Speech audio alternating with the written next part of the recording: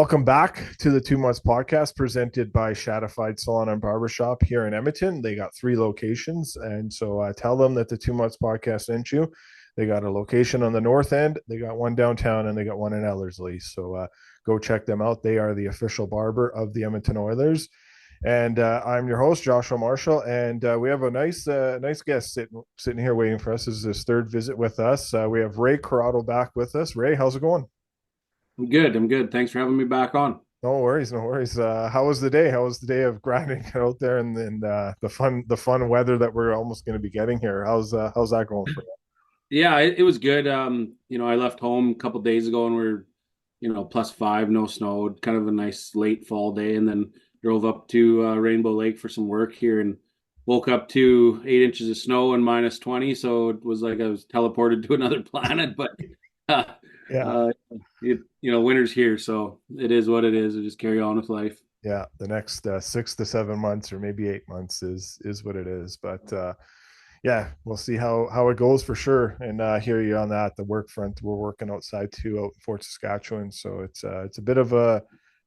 We haven't gotten all the snow yet, but I know it's coming. So I was working with this older guy and today, and he was just saying we're projected to get a lot of snow this winter than compared to last. So we'll see how that goes. I don't know who makes Yeah, it. I think we need it. Yeah, So probably do for the farmers out there and the guys with the crops and the hardworking people in that industry, as you well know, that is something near and dear to your heart. But um, let's excuse me. talk some. We're going to talk some flames and some mental health stuff with you, Rae. And we got a cool event coming up, so we'll kind of translate or move into that event that's coming up in November here.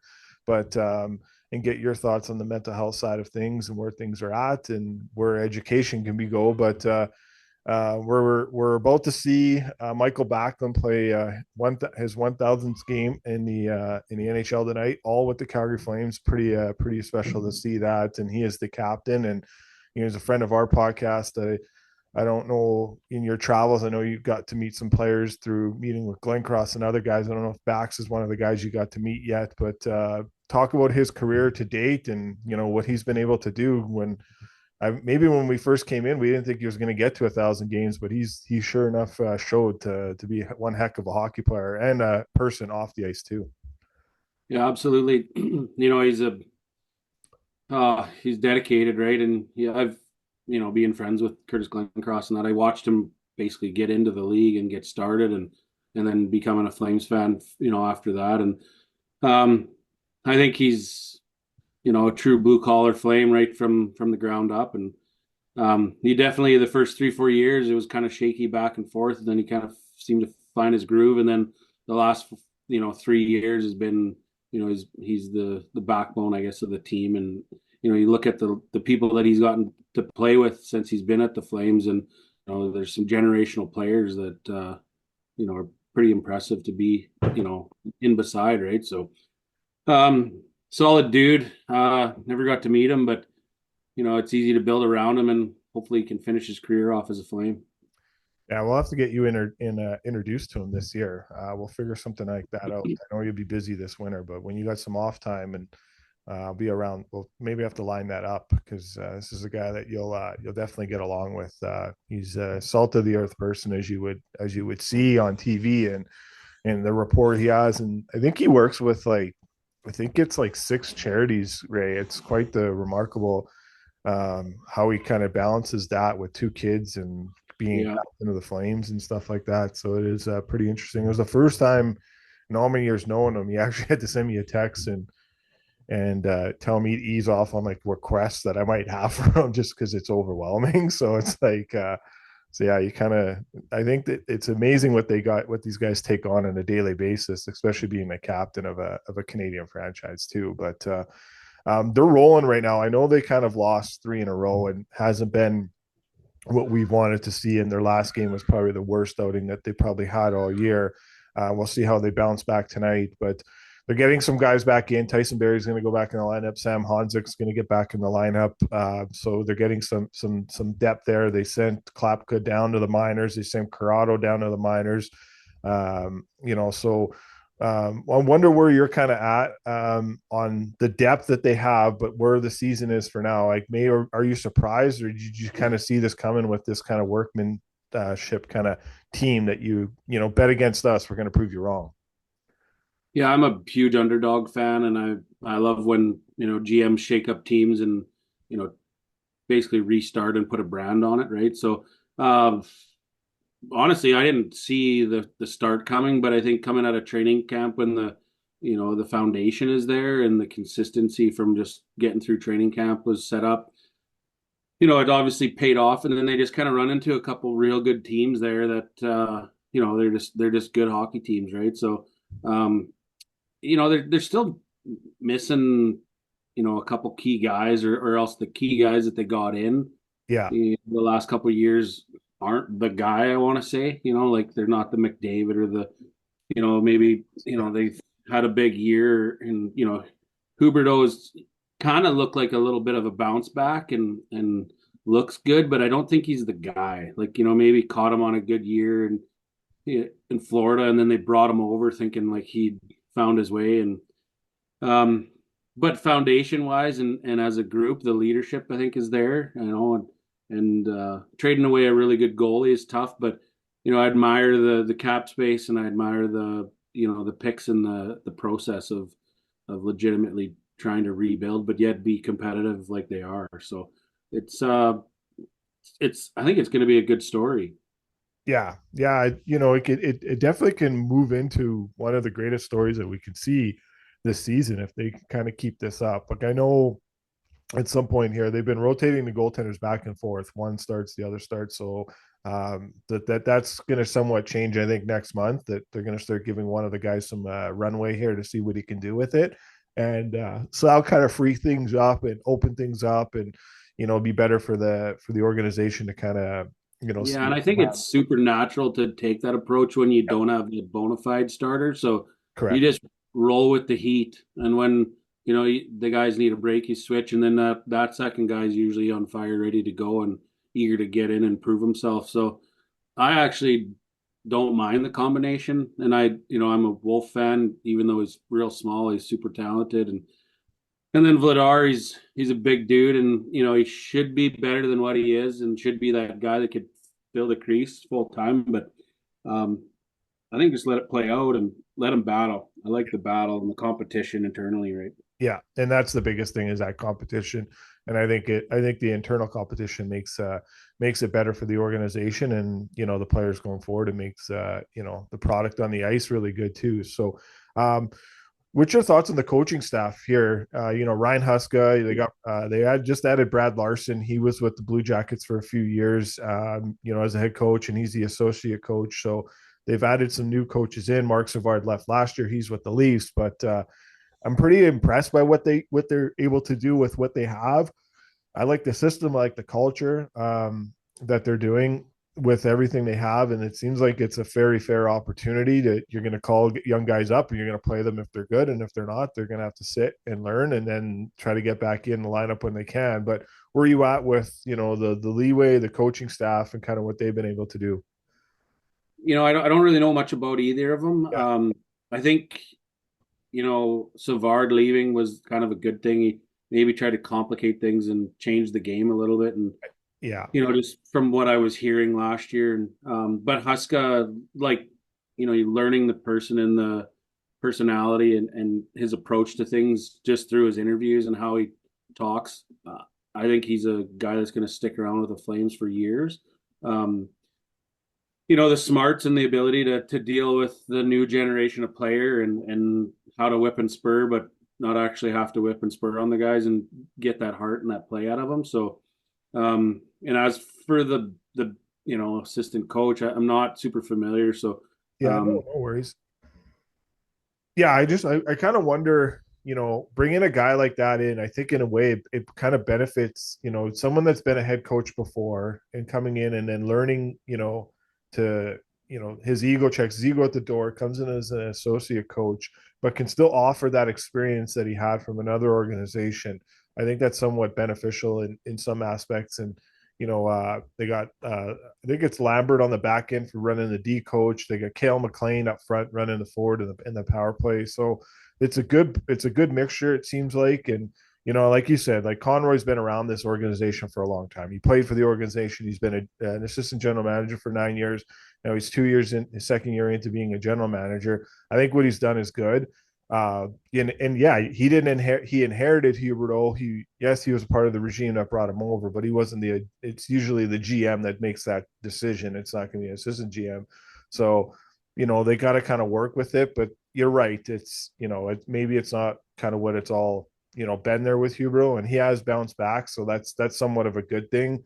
Nazem Kadri, it's another player I want to get your thoughts on, and the growth and the maturity and the leadership that he's been able to bring compared to what he was in the past. You haven't seen those outspurts. He hasn't been spending a long time, but that maturity's really come a long way. And the fact that day one he got there, he squashed all trade rumors. He wants to be a part of this organization. He wants to be there to turn around. What's your thoughts on Nazem Kadri? I've been a fan of Kadri, since he was in Toronto, and that's a tough environment. And then I think when he bounced around and got to Colorado, and really got to see a huge club have some success. Coming to Calgary is super excited, and I think he's a huge leader. And he even at his age, he can grind still, right? And he can battle and fight and get the scrum goals and get down deep and do what it's got to take. He's a -8 right now, which I don't think really reflects his performance, but he plays so many different roles that it's tough to manage that number two at times, right? So I'm a big fan of Kadri. Yeah. What about Mackenzie Weegar? Another good personality, good character kind of guy. What's your thoughts on him and what he's been able to bring to this team? I just see confidence in that guy, and like you watch any interview or how he moves on the ice and the flow, and same thing. He's like Nazem. He wants to be there. They're both pretty good contracts. Out of all the contracts that Conroy inherited, they're guys that you can ride out and keep there till the end, right? So, Yeah. he's a foundation guy for your back, and you can build around that guy, and I like him a lot. Nice. Yeah. And what's your thoughts on this Rasmus stare, the Ras stare when Rasmus Anderson Uh, scores? Hey, you know what?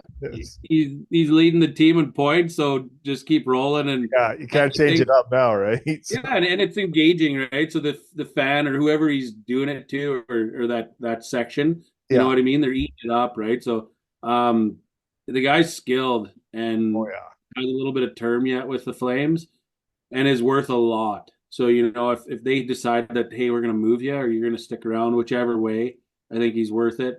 And they have an enormous amount of picks and all kinds of cap space already. So to move a guy like that, and add to the pool, I'm not sure if it's worth it because you got so many picks unless you're getting some extreme talent back, some Yeah. youth or whatever. But I yeah, cool dude. I like it. I like the yeah. attitude.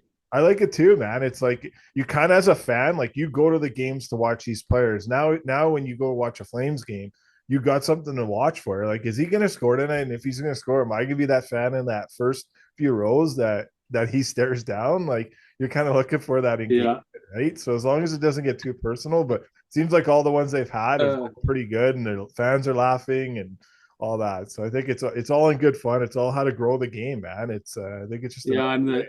the last one I seen, it was a big old girl in the front lane, Yeah. row there, and she was chuckling, and he just kept a straight face and give it to her. So I thought it was funnier than heck. Yeah, Yeah. yeah, she had a good laugh of it too. So yeah, is there anything else on this team that you're intrigued on and kind of where things are going to go in the future here? I know you talked like there just about Uh, young players, but is there anything else that kind of piques your interest in what this group can do? yeah, just like Coronado going up and down, up and down. He looks, like he's ready at times, and then he's not, or they're just trying to balance the lineup, I guess. And I just feel bad for some of them young guys, that they think they got it this year and then they get pushed down. So you just try and keep those guys rolling, and you hope Sarangovic gets rolling and gets back to where he was last year. I think it's just a matter of time, but Yeah. And I'm kind of always a long shot guy too with Tyson Berry, and like we've all seen him in his prime and when he was scoring and rolling and having fun, and you just want to see guys get back to that, right? And Yeah. it's really tough to do because some of those seasons are so significant that even if he was a 15, 20 goal scorer this year, I think that'd be huge for us, or for the Flames. And I just once I'm a fan, I'm hard to get rid of, right, of a player. So I don't ever like seeing people go out, or to basically go backwards, right? So Yeah. you always kind of root for them. Yeah. Yeah. It was kind of tough the other day going in the locker room, and then like he played a good game, had 2 assists, and like there's still, this was during training camp. You're still on the unknown. Like, am I going to get signed here? Am I not going to get signed? Like, it's weighing on him. Like, he doesn't really have a lot of other deals. But it was just good that he took it like a champ, and then he got the deal that he got. But Yeah, I yeah, think it's a cheap buy for a couple of years if you can keep them around and yep, build some young guys, and you know the cap yep, space is there, yeah, so you can yeah. only have so much youth in, right? Correct. Yeah, for sure. All right, let's move over to some mental health stuff here. We have an event coming up November 25th. We're going to do some mental health stuff with some younger kids in the community here, and just trying to help them, educate them, give them some tools if they're going through some things. But I just want to know, like, not to, it's up to you to how open you want to get. I know last time we talked about some mental health stuff too, and we connected it a lot, but through text. But and for you, like, just like like I struggle with it every day. It's hard. There's days I don't even want to get out of bed, but and I know like Kelly Rudy's very a big advocate for it, and I know Kelly Rudy, and have watched him for so long on Hockey Night in Canada, and he always says they always say the stat is 1 in 5 Canadians, but he argues and says it's 5 in 5 Canadians that fight it. It's just what degree do they have that mental health? And for me, it's like sometimes getting out of bed, and you get in a tough space, but every day is trying to get better. Doing things like this is fine. Getting on a pod, having a chat, getting out there. I know for you, probably being around the horses, riding the horses, all that stuff is probably big. But what do you lean on and try to make sure that the day goes good when you feel like maybe the day's going bad? What kind of brings you into back into the fight in some which way? Yeah, you touched on it, and like these kind of things, and building a community around you to support it. And it, something I read the other day was like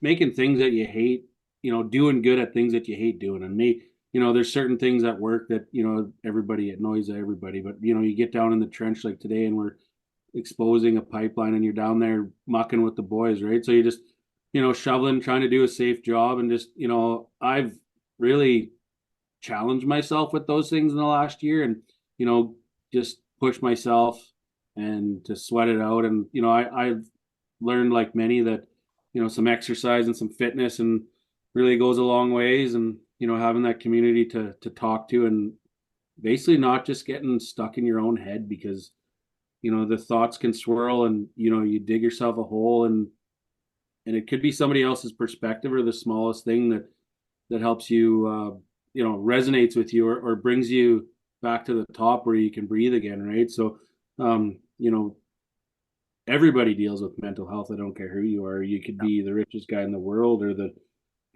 poorest, or the most successful, or and this summer competing, I had the best year to date, and there was a few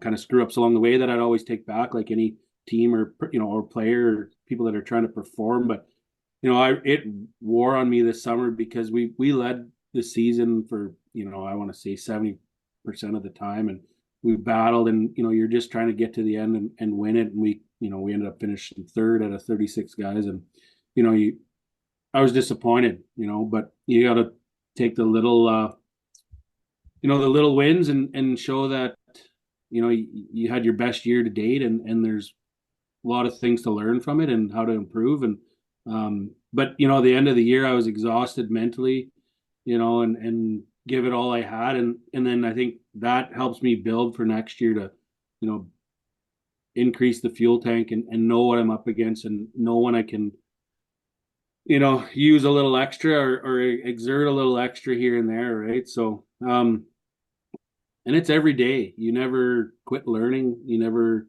quit adapting, and you never quit adding to your team when it comes to people to talk to and on a professional side. I last year in November I started talking to Brett Gardner, and he was basically my sports psychiatrist, Yeah. type of guy. And mental health was kind of one of the major things we focused on, and how to deal with certain people and characters, and just keeping that straight line and staying above water. And he's a rodeo announcer, and has a outstanding um, resume to him. And we'd be at certain rodeos or certain places and just stop for 10 minutes for a coffee and bounce things off each other, and just kind of recharge you, right? So when you're thinking you're down and out, all it takes is a little conversation from somebody, or to meet somebody new, or to do something like this, and it changes your life, right?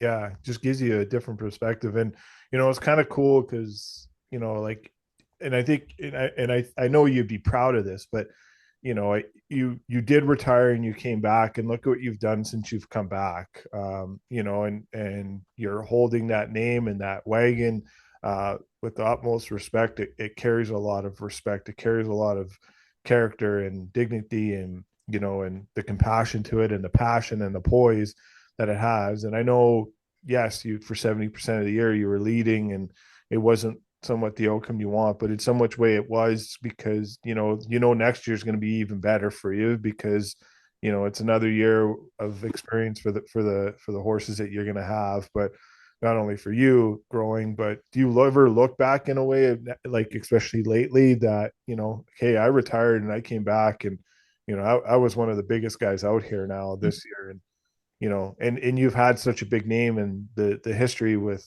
this sport in your family is very huge too. Yeah, absolutely. And I like, people don't really know much about me, or how I was in my first kick at the cap, but I pretty much reinvented myself coming back, and changed my mindset, changed my relationship, changed, everything under the sun, Yeah. except for how I worked with the horses and how I raced, right? And um, but then, if you don't have the whole package, it's hard to win, right? So, you got to have the horses, you got to have the sponsors and the support behind you, and you got to have the family. And if you're not, if your wife and you aren't out there both because you want to be there, it's super tough to succeed, right? And it doesn't matter if it's just in your day to day life. Oops, sorry. Oh, no worries. And your, just work life, and normal day to day life. You both got to go to war with each other, right? And for each other. So Yeah. that was the biggest thing that I noticed. And then the team that kind of surrounded us on our comeback, and the people that were, helping and devoted to us, on the ground, doing the day to day chores, or the, getting down the road, and, the outriders, and the whole package. And that's, my last year, I think I was sitting 14th or 15th, and it was a grind and a battle. And I didn't have the bullpen to really, be much better. But everything that I worked on and changed over the 6 years that I was off got me to where I am today. And I wouldn't really change a thing. And, we just got to keep grinding, because we're going to win. Yeah. So, Yeah, exactly. And that itch is there, right? And it's like you say, it's like you're raring to go. It's like you just can't wait for this winter to pass by to get back out there again, and compete. There's nothing more than that passion for competing. So when that horn goes, like, what's the feelings that go through your, like, everything that goes through you, like when that goes, and that you well, it's a complete, like, addiction. Like, yeah. it's a fix, right? So it's funny, because I didn't realize, like, how big of an adrenaline rush, and a cure to things it is. But we had a week off between, our Rocky Mountain House and Pinoca finals, so we went and sat and kind of hung out. And anyways, just got kind of lazy for a week, and got the horses rested up and got ready. And then we got into the finals, and had a couple big runs the first couple nights there. And And like I come back to the barns after the first night and I was like, wow, I needed that. Like I feel like I just went through the ultimate cleanse and my body feels like I'm 18 years old again, right? So um you're addicted to that and the competition and the mindset behind the game and you're the coach, the trainer, the whatever, your list goes on as a wagon driver, but without the team you're really nothing, right? So it's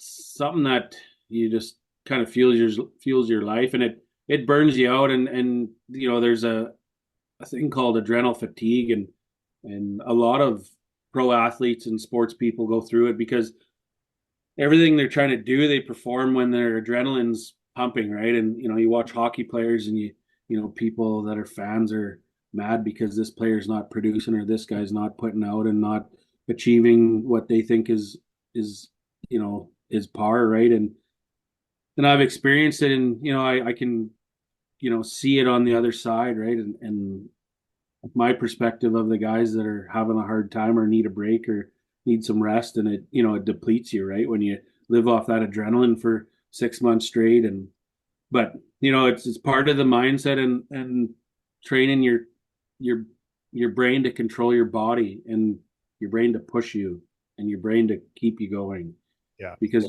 your body can be worn out, depleted, or broken, and as long as your mind says you can do it, right? So I learned that a lot this summer because you'd have a bunch of good races and then you'd have a bad one, and it'd beat you up, and you'd be hard on yourself, and then the season's dragging on, and you start to see horses getting tired, and you can see it in their eyes, and you want a little bit more out of them, and you want them to keep going, and you just got to have that lineup to be able to shuffle and keep some fresh blood in there. So yeah, the things I learned this last year, and I've been doing this for just about 25 years, and every year you're like, wow, I didn't know that, or I didn't see that before, and now I can see it, right? So it's just about a community and a team, and just keep battling. Yeah. Yeah. No, for sure. And it helps with the mental health, right? It balances things out in a way, wouldn't it? I would say at times. Yeah, yeah. And then it's there is a probably a good month and a half after every season where you're hungover, you're tired, because you just asked for everything How to do you, perform at peak, for 6 months, right? So um we I'm just kind of starting to come out of it now and start to I don't actually normally start thinking about next year this early. It's always like come January 1st, then I'll kind of flip the switch and yeah. get rolling. But I'm already kind of thinking about horses, and we took some time and went down to Oklahoma and picked up 6 new ones, and there's three like legitimate monsters in there. So we just gotta teach them their new job and fit them in, and then just I need some big defensemen, big wheelers to kind of haul us through here. So we got everything else. We're just looking for two or three key ones, and I think we're gonna make a run for it here again. Nice. And do you do a lot of that somewhat training at the farm at home during off days in the wintertime too? Are you still out there with them? Like how does that go throughout the wintertime? Obviously maintaining them, making sure that they're eating healthy and all that stuff. But is there a little practice runs back at the farm? Best quality hay and oats, and a lot of rest in the off season. You buy some new ones in the fall. Yeah. A lot of these horses have been at a racetrack for the last 4 or 5 years and went from racetrack to racetrack, had a little bit of time off here and there. So mentally, they're probably tired and unsure of themselves right now. Give them 2, 3 months off, all of a sudden they're rejuvenated and they're ready to go again, right? And they start to buck and play and show their emotion and their excitement and their happiness for where they are.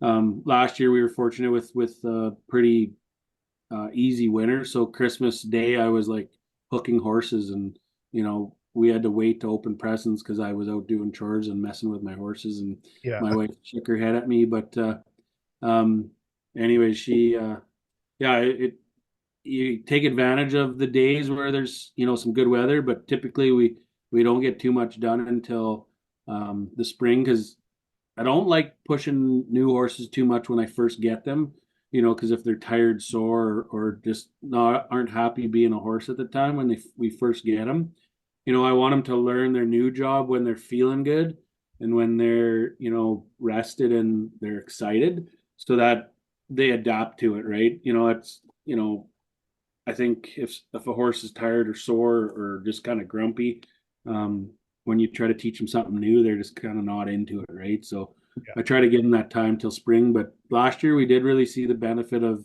the little bit of time, the 2 or 3, 4 drives we got into horses at Christmas, when it come to springtime, because they took off they took off right where we left off, and it saved us some time in the spring. And it's kind of impressive actually, because you teach them just a little bit, enough for them to know, and you let it kind of plant the seed and let it grow till 3 months later, and then all of a sudden, they're pretty sharp and they get it now, right? So it worked out good. That's awesome. That's awesome. Is there anything else you want to plug before we sign out here, Ray? Is there anything you want to kind of touch on? Uh, I think just like always, right? The mental health thing, and the way the economy is and the way inflation is, and you know, it's not easy for anybody. And I don't care what suit somebody puts on or hat they wear, they're working at it too, right? So Yeah. you need to reach out. You need to message somebody, or reach out to me or message me or whatever on Facebook. Feel free, right? We can chat, Yeah. get a feel for what's going on, or just talk about the weather, whatever. You know what I mean? So there's always somebody out there willing to lend an ear. Okay. Appreciate it, and very well said. And yeah, we'll keep in touch. Hopefully, you can make that event work wise. If you can't, all good. But it would definitely be an honor to have you out and be a part of something pretty special. So, but we'll keep in touch on how things go. Got 5 weeks away before we're at that point. But again, appreciate the time you took with us again here to have a good conversation, and we're looking forward to having you on again and catching up, down the road here. Right on. Thanks for your time. Appreciate it. You're welcome. We'd like to plug a few sponsors of the 2 Months Podcast. We like to sponsor Manscaped. Use promo code 2MonthsPod. That's promo code 2MonthsPod to get 20% off your order at manscaped.com. They have a lot of new products in stock right now. So from the beard trimmers to the 4.0, many different things they have, and it's a brand new stock. Some of their even colors have changed. Some of the stuff that they had were in a darker color and navy color. Now they got some stuff in the color of white. So check them out at manscaped.com. Use the promo code 2MonthsPod. It's 2MonthsPod. Also, we'd like to plug our sponsor, SeatGeek. That's at SeatGeek.com. Use the promo code 2MonthsPod to get $20 off your purchase. That's the promo code 2MonthsPod to get $20 off your purchase at checkout. So yeah, if you guys are going to, any NHL games, NFL games, NBA games, concerts, wrestling shows, UFC events, anything that you can get tickets at, use that promo code 2MonthsPod and get $20 off your purchase. That would be greatly appreciated. So we really appreciate SeatGeek for sticking with us.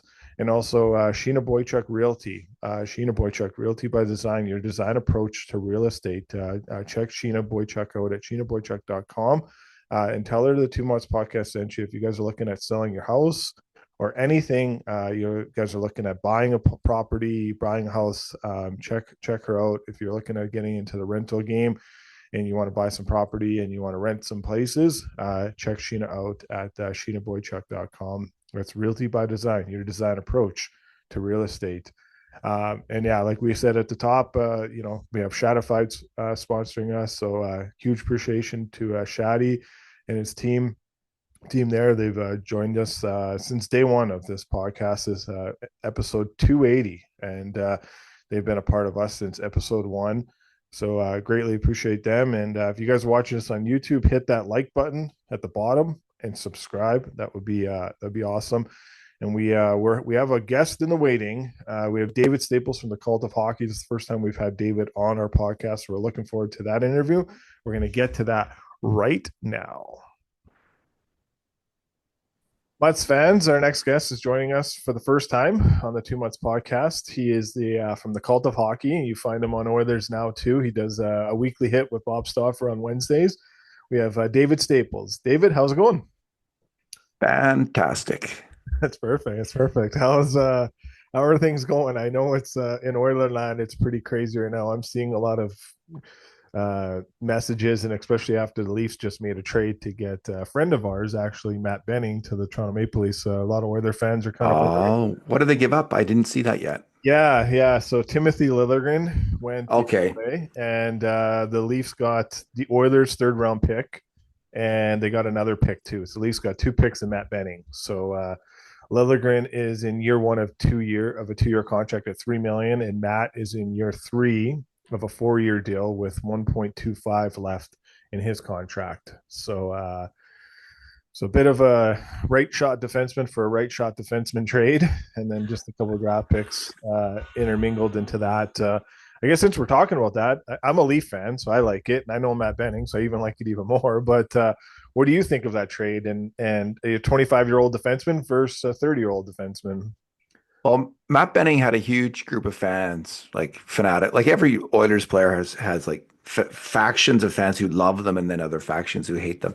Matt Benning, what he had a lot of fans who really liked him. I think most fans kind of liked him. Like in the end, I thought, oh, he's an okay player. He's a third pairing NHL defenseman. Like my first thought is, how much better is Matt Benning than Troy Stetcher? Um, he's big. He's a bit bigger. Yeah, Maybe he can be a bit more physical. Stetcher's. They're both smart players, very smart players. Stetcher might be a little bit more mobile. Um, so they're very, very similar players in some ways. Like maybe Benning's a little bit better than Troy Stetcher. So like uh, Toronto gave up a player that is somewhat highly regarded in Liljegren. So I'm not, and again, I don't know. I haven't watched Benning or Liljegren enough to really give an informed opinion on their value as players right now. Like at the Cult of Hockey, we really study the Oilers. We go over the video every game. We look at all the grade A shots 5, 10, 20 times. We know the Oilers. We are that's our wheelhouse that input. commenting on Oilers players.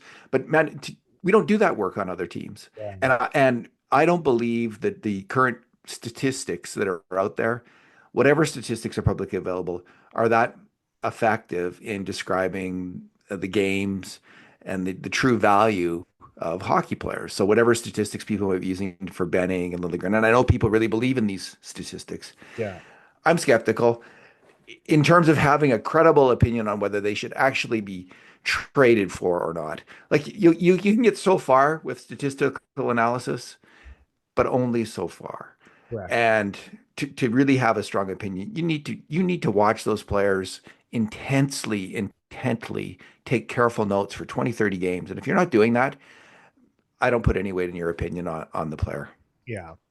No, and that's very fair. Like I'm a Leaf fan by heart, so that's if you didn't know that, I guess you know it now. But so Stoffer always gives me a hard time whenever he comes on our pod and stuff like that, and we always shoot the text about stuff that's going on, and Toronto's good, and if the Oilers aren't doing good, we go back and forth. But How did you become a Leaf fan? so when I was younger, there's the Big Brothers Big Sisters program that is pretty much everywhere. So my big brother that was in the program, he used to be a former scout and worked for the Leafs back in the day, lived in Toronto.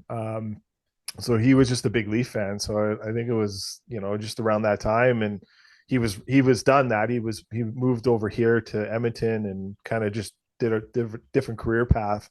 So he kind of did that later, earlier on in his life, and yeah, he was a Leaf fan, and then I went to go play ball hockey with him at the YMCA when it used to be downtown. I don't know if it's still there, but so Matthew Schneider and Doug Gilmore came in there, and that was the first two players I ever met. And a couple of years ago, I got to interview Doug Gilmore on this podcast, so it was kind of cool to. And he ended up being my favorite. He's still my favorite player, yeah, to date. I still admire Doug Gilmore. He was really good. First player I ever met was Jim Harrison. Okay, It was the Devon Arena, and he was coming in. I don't know, it must have been some function in like 72, 73. So I'm 61, about to be 62. And this is the World Hockey Association. And there was this Oiler coming across the parking lot, Jim Harrison. And I was a kid, and I hadn't ever been around people who drank very much. okay, And I'm not saying anything, but I think he was hungover Yeah. because it was. That's what I remember looking at him thinking, yeah, like you don't, and I didn't know what I was looking at. Now that might not be fair to Jim Harrison. And the other thing is, it might not have been Jim Harrison because my friend who was with me says it was Doug Barry. Okay. So I think I met Jim Harrison, but it could have been Doug Barry, and he may have been hungover or not. I can't tell you for sure. Can't confirm or deny. So that's In hilarious. those days, I wouldn't be surprised if they were hungover. I mean, it was pretty. Everybody in Alberta every second day was hungover. So Got that right. Doesn't matter what profession you were in. that's right. You were Party hungover. hard, play hard, work hard, play hard. That was the Alberta logo at that time. Yeah, you got that right. All right, let's move over to here and now. The most obviously pressing news in Oiler land and the NHL circuit too is the injury that Connor McDavid sustained from a trip going into the boards against the Columbus Blue Jackets. I think it was Zach Werenski would claim as the person that tripped him. The obviously diagnosis, and the Oilers have tweeted out today it's a 2 to 3 week injury. How do you think the Oilers are going to do without McDavid during this stretch of maybe 6 games to 13 games, David? If I think they can win as many as they lose, which I think would be fairly successful. And they've got a problem with their second pairing defense. Darnell Nurse and whoever he's partnered with have been. Nurse has been struggling immensely for about last half of last season in the playoffs and the start of this year again.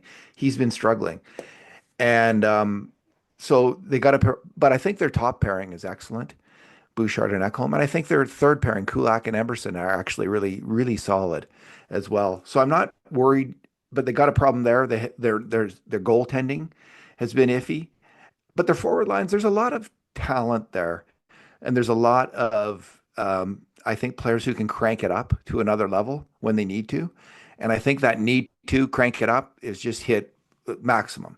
Their top players out.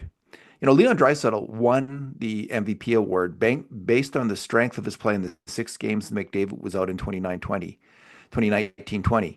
And when all of a sudden Leon came alive, and Bruce McCurdy tells me he was the 3 games the Oilers actually won outright in that stretch of 6 games. He was the first star. Leon Draisaitl has a chance to win another MVP award here. If he can lead, let's say, the Oilers to a 600 record or a 650 record, 650 winning percentage or 600 winning percentage right now, he could put himself, because the MVP award in many ways is awarded kind of not on performance but on narrative, like who's got the best story. So if Leon can put himself near the top of the scoring leaders this year, and he takes it, if he can haul the Oilers single-handedly on his back, essentially be the top player, maybe one of the top players in the league in the next month when McDavid's out and coming back, that'll be huge for him. And I think he's capable of doing it. He's in the prime of his career. He just turned 29. He's an outstanding offensive player. He can, and when he puts his mind to it, he's an outstanding two-way player. So it's a big moment for him, and I think he can come through. It's a big moment for Nugent Hopkins and Nurse, who have both been playing poorly this year. And if they can figure out how to play solid hockey right now, I really haven't put my mind to what Nugent Hopkins has to do. But if Nurse can I think, focus on defensive hockey, forget all this, forget the Bobby Orr stuff, just move the puck, defend, and not try to do too much. I think the Oilers can. Those two players are so key too because they're kind of swing players. They can be good or bad, so they could both crank it up. And Skinner's been good. I think Arvidsson's a good player. The third line, as we saw in the playoffs, they can crank it up. So I'm not that worried. And I like them bringing in the younger guys, younger Noah Philp and Kajula. Ryan and Perry were starting to struggle. Yeah. Can Draisaitl do this? Well, obviously, we know what Hyman's going through right now. He's been in a cold spell here, but can Draisaitl do this performance and say it's 13 games, and can he put up, and if McDavid, I don't think McDavid will miss 13 games. I think the date we all look at is November 16th against Toronto in Toronto is the return that Connor has. That's the vision date. You're just Toronto centric. Exactly. Josh, you just got Toronto on the brain, and you can't get out of that. You can't get out of that bubble, and it's all about Toronto. I can see that now already. Like, the This light is really bulb. getting tedious, Josh. All this Toronto, Toronto, Toronto. Toronto stuff. I love it. It's awesome. Giving it to me, it's hilarious. And it's worth noting. It's worth doing. But Hey, I love the Leafs in the 70s, man. I was a Roger Nielsen. Like you're half or like one third my age or whatever. But I'm 40, so Ro- oh, you're 40. Okay, I haven't well, all seen right. too much success. But He's he. You know what the Leafs in the 70s were a fantastic team under Roger Nielsen for a couple of years with Sittler, McDonald, and Errol Thompson, Boreas Solming, Ian Turnbull. It was a fun team to watch. And Paul Matier and net, like there's never been a more high risk goalie than Mike Paul Matier. yeah, So I really liked the Leafs back then as well. yeah, I was wish I could say that to myself, but I loved obviously the Gary Roberts and Matt Sundin and Tommy and Tucker era and Caberlet and Yeah, they had some good teams. yeah, so that was kind of like my When there heyday. was Some good unlimited times. spending in the NHL, they took advantage of it. Exactly. But anyways, to get a question to answer to you, can Draisaitl do this with Potkozen on his line? Do you think Vili Potskoven is the player that can be the left winger, or do you think there's some interchangeables? Do you think maybe a Savoy? I know he shoots right, but where are you at with the lineup as it is today, and what it is going to be tomorrow when they play against Nashville? Savoy, I think he's kind of like he's like in the Nugent Hopkins, Jeff Skinner mode. I think he's a little like this team doesn't need that player. This team needs speed and physicality, physical violence. It needs players who will go in hard, forecheck, separate other players from the puck, and it needs it on every line. Like Hyman's bringing it somewhat on the top line. He's not scoring much, but I have no worries about Zach Hyman. His process has been good, so to speak. He's really getting in a lot of great shots. His defense is still strong. He's been a strong two-way player. He just hasn't been able to score, so I'm not worried about that. But this Oilers team needs speed and hitting.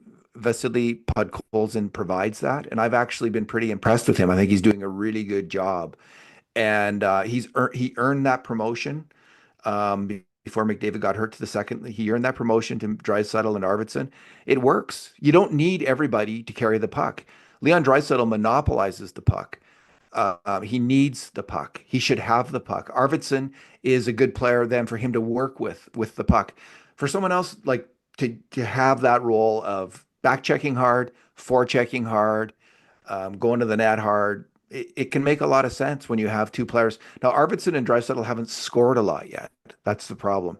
Once they start to score, it'll that line could even make more sense. So I'm not saying it's a long. I can't tell. We've only seen 10 games of Podkolzin, Yeah. so I can't tell if he's a long-term solution there. But I think he's part of the. He's either on the second, third, or fourth line on this team, and he'll probably move up and down because he seems like he's figured out how to play in the NHL.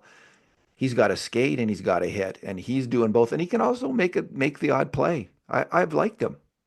No, he is a good player. I liked him in Vancouver. I didn't think he got a fair shot. I think obviously, but some other guys in their lineup in Vancouver kind of surpassed him. And that does happen. It's unfortunate, but it is part of the process and that aspect. Let's go back to the defense. I heard you with Stoffer today when you did your hit with him and talking about Darnell Nurse, and maybe just being a shutdown defenseman, and maybe Paul Coffey might not be the coach that is giving him that opportunity, but there is still a defensive coach on that bench still in Stewart. But I know obviously, Coffey will run the defense, but what kind of conversations do you need to have with Nurse going forward here? Because he's going to be pretty pivotal too. I know McDavid's a forward, but they need Nurse to get better. If he's not getting better, this stretch without McDavid could really sink their season if he doesn't perform, because they need him to get going there.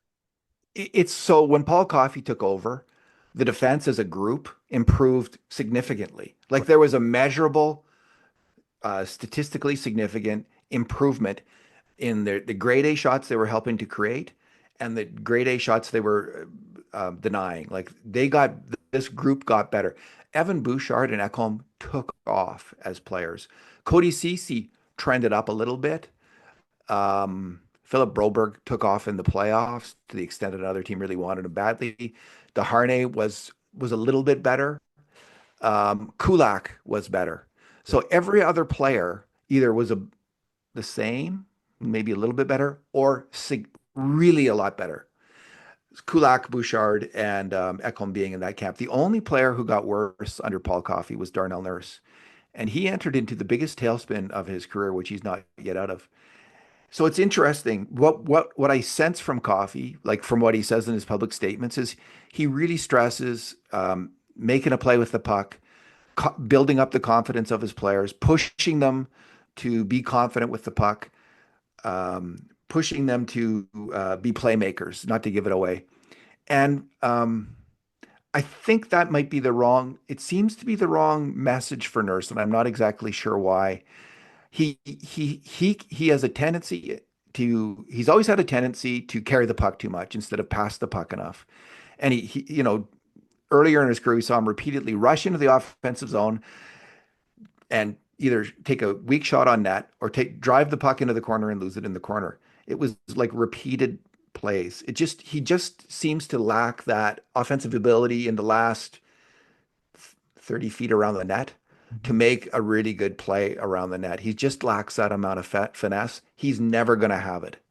So I think that the new contract got him even more focused though on points, even more focused on being that player who rushes, makes plays with the puck. And in the defensive end, he's also very puck focused. Like what I'm noting, like what characterizes his slump more than anything is defensive problems. And these defensive problems come because he's watching the puck in the corner. Someone slips in behind him into the slot, and he's so intent on watching the puck. The pass comes out, beats him on the pass, goes to the guy, the danger man, as I call this kind of like the player sneaking into the play, and that player scores. It happens. It's happened repeatedly, and more so with Paul Coffey as head coach, where he's so puck focused, and so I think intent perhaps. And this is all just guessing. I don't know what's going on in his mind. I'm not around the team. I'm just a fan who does video analysis. Yeah. But this is what I see: someone who's puck watching, and needs to focus on quick puck movement. Yeah, make some good passes. I'm not saying don't make good passes because he can make a great stretch pass, Darnell Nurse, but don't focus on the puck in the defensive zone. Focus on covering the player you're supposed to be covering, taking his body, taking the man, looking for the danger man, thinking where the danger is going to come from on a play. It's not the guy with the puck in the corner. And it might not even be the guy with the puck rushing the net. It's the guy he's going to pass to. And that's where Nurse is really weak in covering off that play. He's got to get better at it. And there's no excuse for it at this point. Like honestly, 30-year-old veteran, he's got to cover that man and start making that play. Yeah, I think like a player, and I want to get your thoughts on why that is. But I'm watching. Like I do a lot of work. Like we have a media pass. I'll transition. I always talk about the Leafs, but we have a media pass for the Calgary Flames, our podcast. So we do quite a bit of work with them. And if you actually look at the numbers that Braden Pakal has with the Flames, his numbers it's a landslide when he's on the ice. Like the Flames are not even close to suppressing any shots. Like the ice is tilted in the offensive zone favor. He's never really in his own. And tonight he got moved up into a top four pairing. They are losing 3-1 now, but I wonder if there's a player like that you guys have come across besides would it be Pakal for Nurse. And Pakal's a right shot defenseman, but I don't know, is there someone out there that you think can play with him in terms of helping him get better? Or is this just basically on Nurse to get better himself and he can't really depend on whatever partner he has? I know it's a revolving door, but Well, Jason Strudwick is a really astute watcher of the NHL game, and his take is that Nurse needs to play with a puck mover. And I think Strudwick's. I'm guessing what he's thinking, but I think he's getting at the same thing that I'm getting at.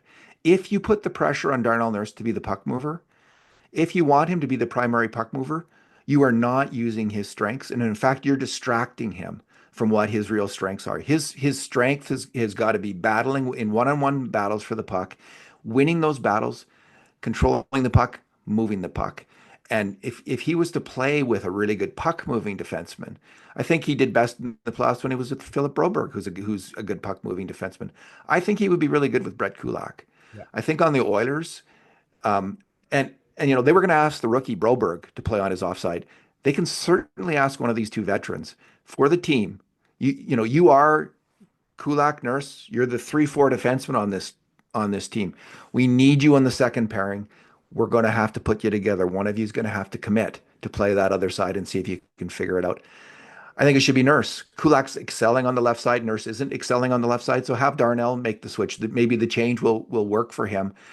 Have those two players work together because Kulak, I mean, he's not a classic offensive player. He's a skater, and but he can really move the puck with his skating and with his passing. I think he's someone Nurse could rely on as a partner to move the puck consistently well, and maybe a little it probably as well as he does. So that to me is the move to make to try and to go for that for an extended period of time to see if they can make it work. It really helps the Oilers then at the trade deadline because then they don't have to trade if they can get a top four together that's decent. They don't have to trade for a top four demon. It's going to be so expensive in assets. Excuse me, at the trade deadline. You don't want to have to do that. So they have a possible solution on their team, Josh. They should try it. They should go for it. I agree because then you could easily you don't have to give that third pairing so much minutes. Like I'm not saying you don't give them any minutes at all, but they could still be manageable in 11-minute. If say if it's Dermott and Emberson or Dermott and Stetcher, yeah. sure kind of situation, you interchange all those three guys. Or Gleason, who I liked. Yeah, Gleason's another one too. So they do have options. I know there's all this narrative, they're bare, they don't have options. I think this organization does. I know the farm has been hit with some injuries and guys coming up, but I still think I'd be surprised if they don't if they have a bad run here without McDavid. It would be very, very surprising. This team is still talented enough. And like you said, like Hyman's numbers are really good. They're just not going in. It's not that he's not getting looks. He's getting the looks. They're just not going in. Once one goes in, it's going to be a floodgate, I think, for him. And go back to the Toronto thing. That is one guy I was upset that got away. But Hyman? yeah, Hyman. But he's just such a good player and such a good person off the ice. Like everything you hear and everything you see, it's just that's been one of the free agent best signings that in recent history. And I know Stauffer always says it's Chara 1, Hyman 2 for the best free agent signing. Yeah. So, What I was reading in Toronto was people were pretty, well, they kind of had their heads around Hyman leaving. Like they were like, they just thought, he's too much money for that amount of time. They really didn't value him. And like there wasn't a huge amount of upset from what I could see, at least from the people writing about the team. Maybe there was more in the fan base, but yeah, they got the mix of that Toronto team wrong when they signed Tavares. I think they right. they They didn't they need they they didn't need him at that time, right? they didn't need him, and they needed to keep Zach Hyman. They needed to keep Nazem Kadri. Like they had some rough and tough players that they needed to keep around. I think, and I think that was the mistake that was made. Even it was very like obviously so tempting to bring in Tavares because he is a really good hockey player, but he's starting to get down, like risking getting on the downward curve of the age curve. And anyway, I think that's what happened there. Although I don't follow the team closely enough to be Yeah. certain. Yeah, just a quick rip on that. I don't think we do have a big following of Oilers fans. We don't have much of a Leaf fan following, but just a quick one. Like his playoff numbers, matched kind of what he maybe was somewhat lacking in the regular season, Tavares. Yeah, But at the end of the day, you're 100% right. That's not what they needed. I listen to Overdrive with Hayes and Noodles and Yodog, and obviously I follow what Jonas Siegel writes. They were kind of all in the same thing too. Like they didn't need him. They already had the offense. And then you already had, a great two-way player in Kadri. It was just he needed him to grow up a little bit and mature, and which he has. He won a cup, and he's kind of changed his career around in that aspect. But it was a tough one to let go for sure. And you could have kept Hyman. I know the biggest knock was every playoff year Hyman only had one goal in every 7-game series the Leafs had. But yeah. so there was like, wow, that offensive upside wasn't really there, is what they thought. But obviously it is there because he has proven himself, and he'll probably possibly be on Team Canada come February here at the 40. I saw you left him off, Josh, and I saw you get some Yeah, I heck for did. that. I did. I got ripped apart. I used my bias hat I put a friend of the pod and Tyler Toffoli on there, but I'm gonna keep pushing Tyler Toffoli just because he's having a good year to start. But I get it. Hyman will be on that team. Hyman Probably, will be yeah. on. It would be tough to say he's Yeah. not, right? So As sure as Chris Kunitz was on the team in Vancouver, Hyman will be on this team. yeah, exactly. Just like I guess Marchand back in the day too. But when Marchand got to Team Canada, it kind of changed his career around. Oh, he was a good player. He deserved to be there, I think. 100%. But yeah, so okay, let's go. Let's finish up with the goaltender here. The goaltender situation. Where are you at with Pickard and Skinner? I know what you said earlier with Stoffer, but are you concerned? I know Stoffer was on with Mike Fuda's show earlier, and he's concerned about Skinner's his goalie hand. Are you concerned in that? Is there any kind of His status that glove hand. glove hand? Yeah. Sorry, yeah. Are you kind of Uh, what are you guys coming from the cult of hockey with that and deep dive into your kind of analytics? so what I don't know about goaltending is everything. So this is just a fan's my perspective, and we do watch the grade A shots closely. And so what I've noticed with Stuart Skinner is when I'll just repeat what I said on Stoffer's show. When there's structure on the Oilers defense, when the team is playing well and they're having a solid defensively structured game, Stuart Skinner's really good because he's a great first shot goalie. That first shot, especially often through traffic, um, he blocks those. He's solid at it, and when he can zone in and start stopping all of those. And then if the rebound if the team's in position and playing solid defense, the defenseman will handle the rebounds, the forwards will handle the rebounds. When the team's in a bit more chaotic as they are now, like with Nurse and some of the forwards not playing that well on defense, and some of the defensemen still struggling a little bit. When there's more chaos on the ice, Skinner really struggles. He struggles with cross seam passes. He struggles with rebounds and just general chaos. He's not very good with it at all, and that's his weakness. Pretty big weakness, I guess. And Pickard, I think, is much better at that. He's such a smart goalie. He reads the play. He's more able to anticipate what's going to happen. So when things go haywire, it's not as big a surprise for him. It seems like he's one step ahead of the play a little bit. His reading of the game is better than Stuart Skinner's reading of the game. You know, Skinner, he was about to be run out of town halfway through the playoffs last year, and then he came on and he played really well. You know, so he's earned, I think he's earned some patience from me and from other Oilers fans, that we know that he's a hot and a cold goalie, and we know that it seems to be related in some level to how the teams itself is playing. Let's let both of those things sort themselves out. And maybe we'll be singing Stuart Skinner's praises again in a week or 2 weeks or a month. Highly likely that that's the case because that's what's happened in the past. Yeah, for sure. Do your numbers match what Stephen Valiquette's numbers are in saying that Skinner is the worst goaltender off the rush? He gives up the most amount of goals. Is anything It kind of doesn't surprise me when I don't know what Valiquette's numbers are. I really his work is outstanding. He's looking at how goals are scored, and that's our fundamental focus is how are goals scored for and against. And so when you said that, it was like, oh, geez, that's true. yeah, That he does get a lot. So that's when we get the seam passes on a 2-on-1, correct. cross ice passes on a 3-on-1. Stuart Skinner is weak at those kind of passes. Like he seems awkward coming across the net. He often falls forward, kind of on his face, which looks really bad. We can remember, I think, an overtime goal, maybe where he was falling forward, or a late goal in a game where he was falling forward and it went in. So it does seem to be, he's not the most athletic goalie. That's not his game. He can make those saves, obviously, but that's not his strength. He really needs the team. When the team is playing well, though, and defensively in front of him, he doesn't tend to let them down.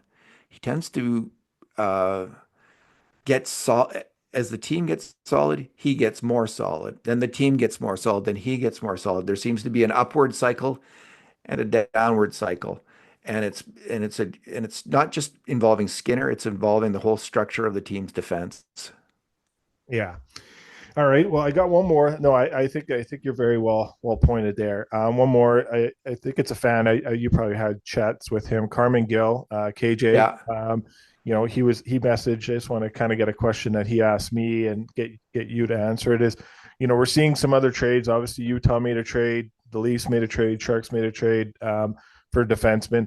At what point do you think Bowman makes a trade? And you think why hasn't Bowman made a trade yet, in your opinion? And when does he make a trade for a defenseman at some they point? don't have a lot to give up in a trade, And is I the agree with truth. that. Yeah. You see, this is like everyone's, oh, the Oilers are going to trade for a top four defenseman. Like, what are they going to give up? Right. Like their first round pick, they've already given up their first round pick for this draft. So it will be the next draft. Yeah. Is that what's going to happen? Maybe. Okay, so now they have a second and a third, which they, in the terrible Broberg Holloway fiasco, they got a second and a third out of it. They have those two assets they can trade. Those are good assets. They don't have a lot of cap space. They don't have a lot to give up. I mean, they could trade Matthew Savoy. That if they're looking at top prospects on the farm team, they could trade Sam Riley. The guy they just took first overall. They don't have a lot to move in a trade, and most of their star big players are on no trade, no movement clauses. Like they can't move them out. There's very few players on the roster they can trade.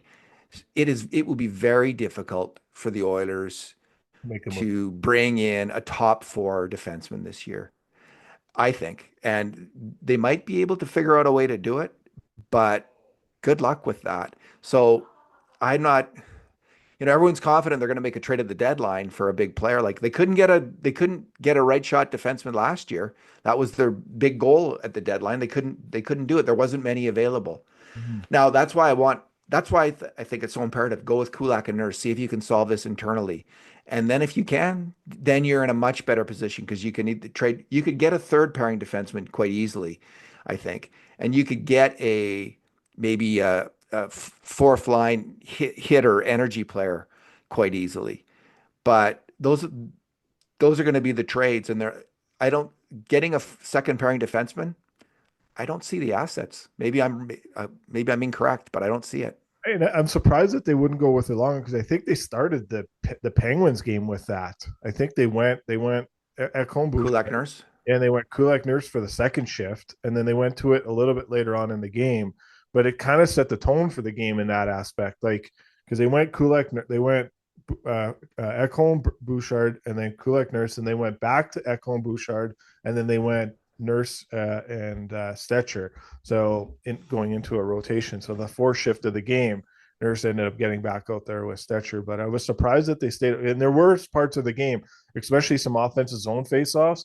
They had them out there together. So I was surprised at some point they didn't continue that the rest of this Yeah. after that game.